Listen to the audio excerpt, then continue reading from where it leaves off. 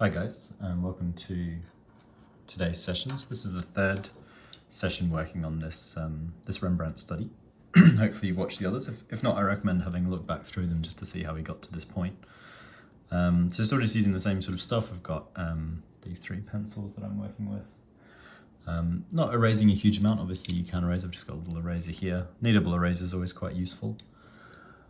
Yeah, we can get stuck into it. So the last week that we were working, we were developing these shadows.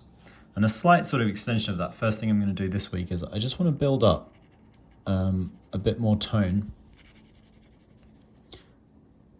around the kind of central part of the portrait. So basically start filling in the background. We would always have the option that we wouldn't necessarily need to do a background in this sort of sketch, but I think because we want to be having a look at the kind of value structures, the sort of relationship between the lights and the darks in the piece,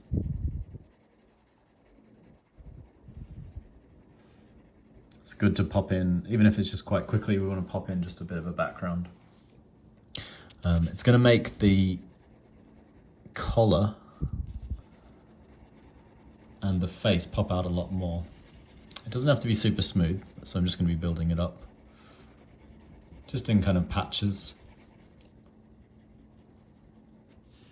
This is just a study, so we're not as concerned with having kind of like a perfect finish or anything like that.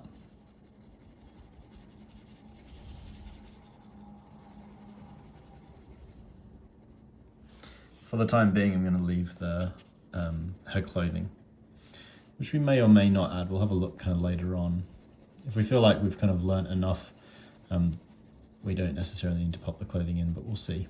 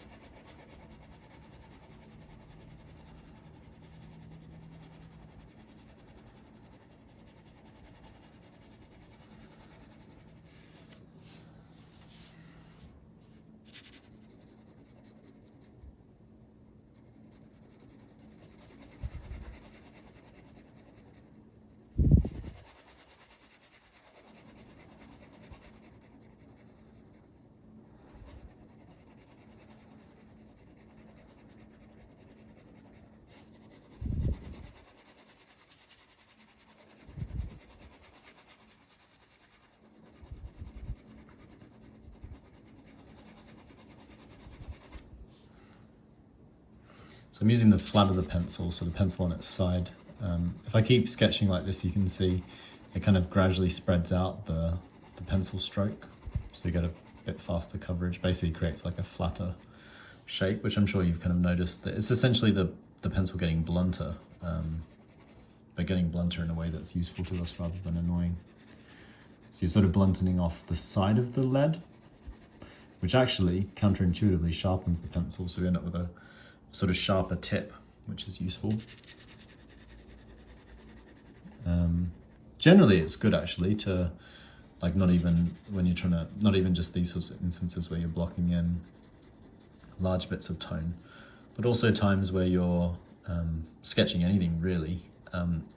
It's good if you're doing like a flat area where you don't need to be precise to work with the pencil on its side like this.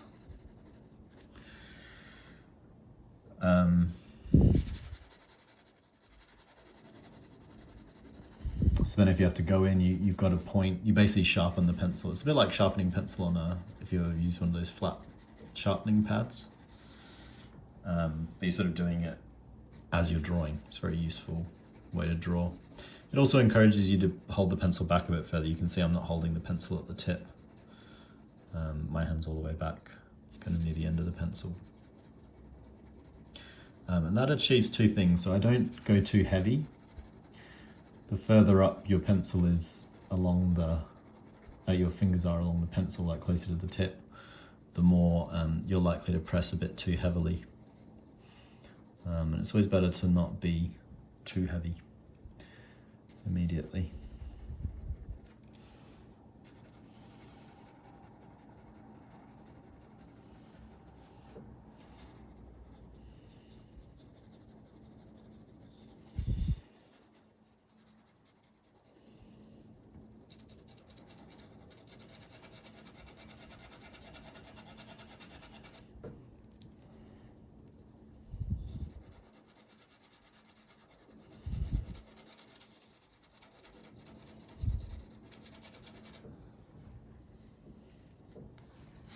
Yeah, so that's probably enough tone blocked in. Because what we want to do, so today I'm going to be working sort of on the rough, on the hat and the rest of the face. And we're going to be starting to kind of model halftones into this, this portrait. So one of the first things I want to do is just generally separate out, not specifically, but generally separate out the shadow part of the rough.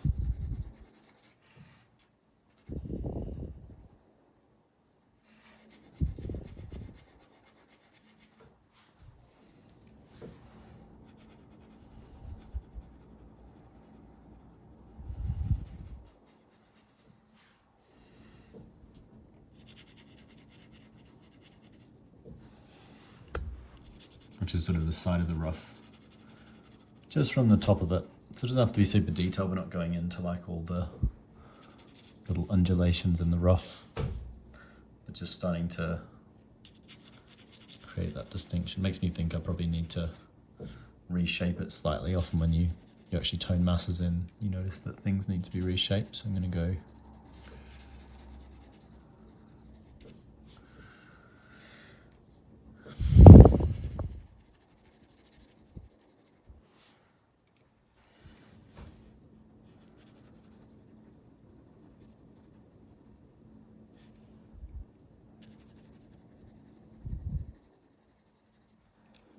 now I'm working, you can see I'm still holding the pencil pretty far back. I'm working my way up into the rest of the hat now.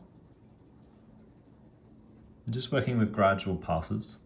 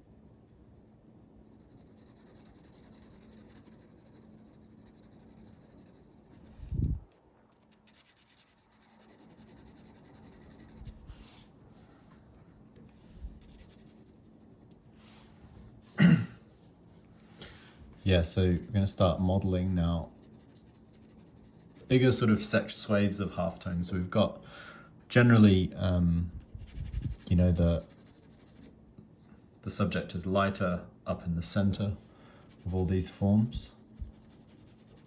It gets darker as it moves towards the shadow. We'll probably be going back in and darkening parts of the shadow, but for now we're just doing these. You can see gradual passes over large sections. So I'm working this way with my pencil, so it's sort of heavier, then lightening off towards the center. Same for the back, so I can kind of be a bit darker at the back.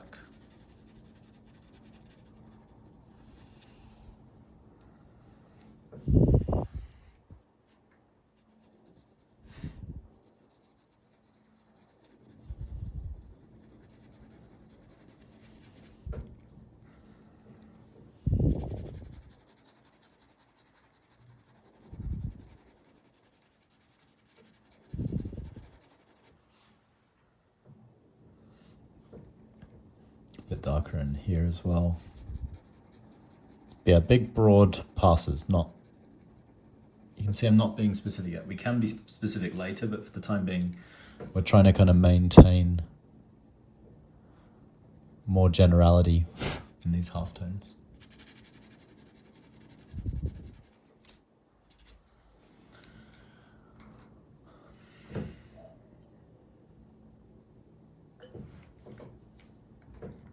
And that's not too bad for the hat, I think.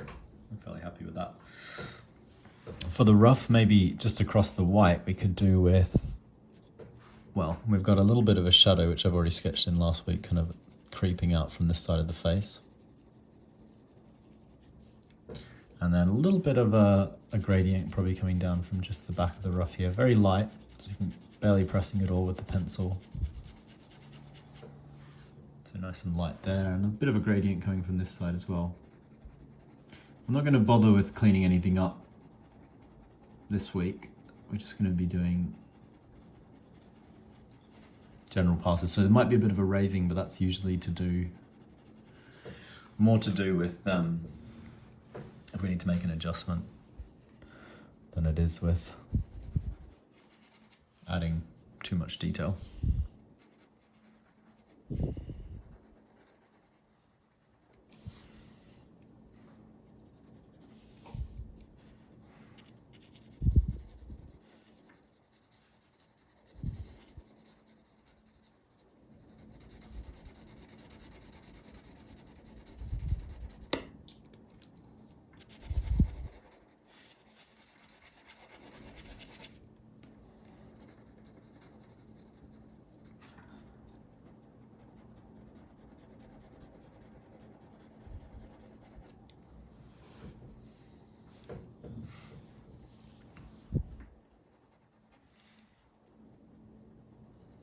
I'm just going to take an opportunity to go a little bit darker,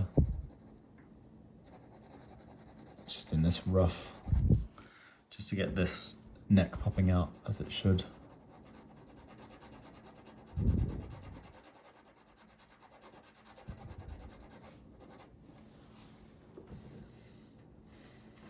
Yeah, that's better.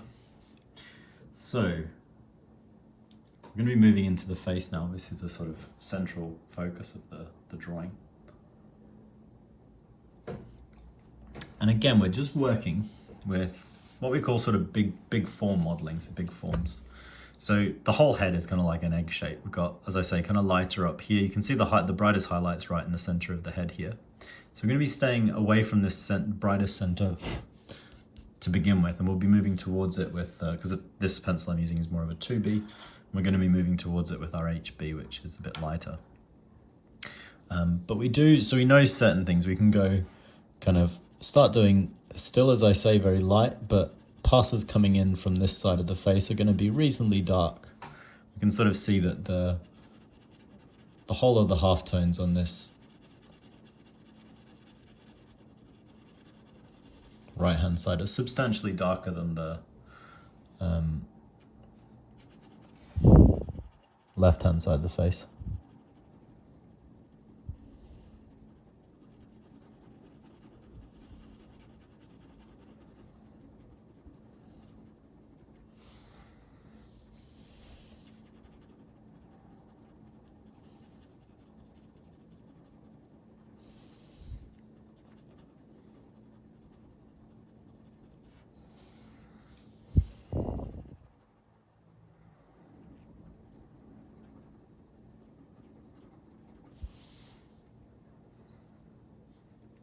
So same thing, coming out of this right hand side of the nose, we can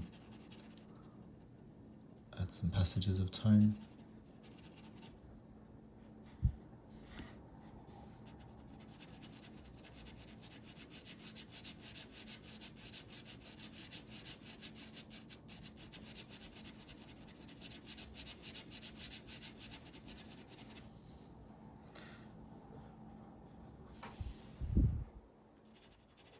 You can see what I mean by larger areas. So for instance, down here,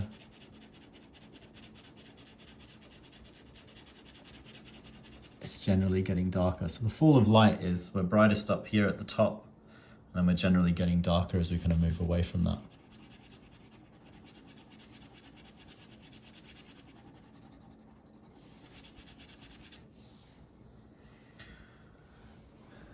And we're also a little bit lighter up the top, darker up the top here, and then that lightens off as it moves towards that sort of central forehead plane. Same for up here.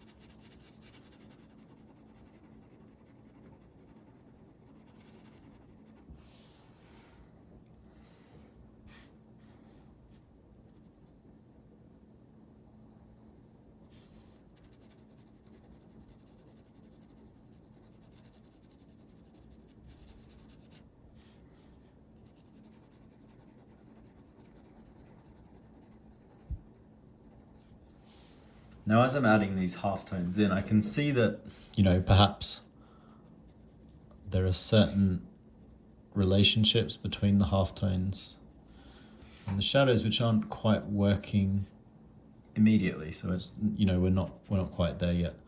Next sessions, we're not going to be doing it this session much. Next session, we're going to be going in and looking at those relationships and tweaking things. So trying to make sure that we've got a good balance between all those different tones.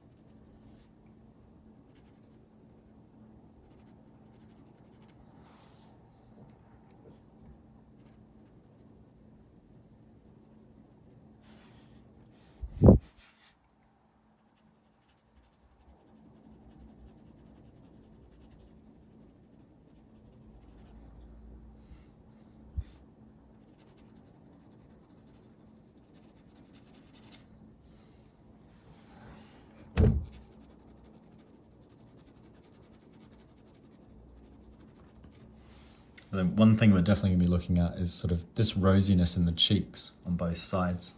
Presents a bit of an issue because the red tones, that kind of flushed quality, it shifts the value of those parts of the face a little bit darker, that kind of ruddiness. So even in a black and white image like this, we then have to kind of think about, you know, how is the not just the value. It's not like we're working with a plaster cast or something like that where all the values are consistent and the forms kind of shift. We've got different colors competing here, and some of the colors are going to look darker and some of the colors are going to look lighter than each other.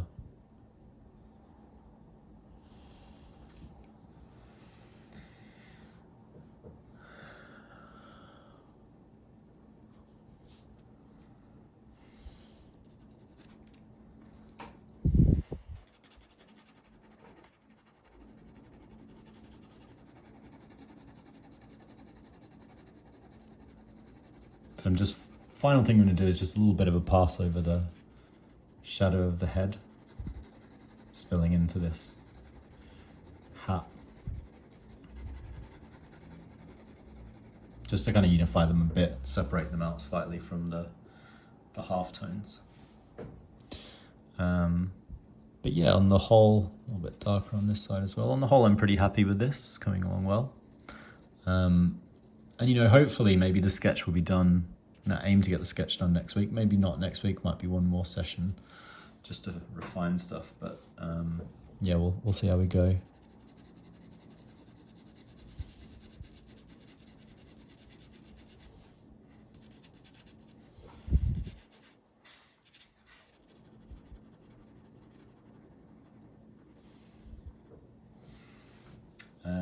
Yeah, let's stop there for today, I think. We'll be getting into some details next time. Yeah, hopefully that's useful to you guys. As always, you can subscribe to the channel to keep up to date with any new videos that come up, especially if you want to watch the next one of this series. And if you're interested in the paid qualifications that we offer, you can click the link through in the description just to see what sorts of courses are available from us. But yeah, that's it for now, and I'll be seeing you guys soon.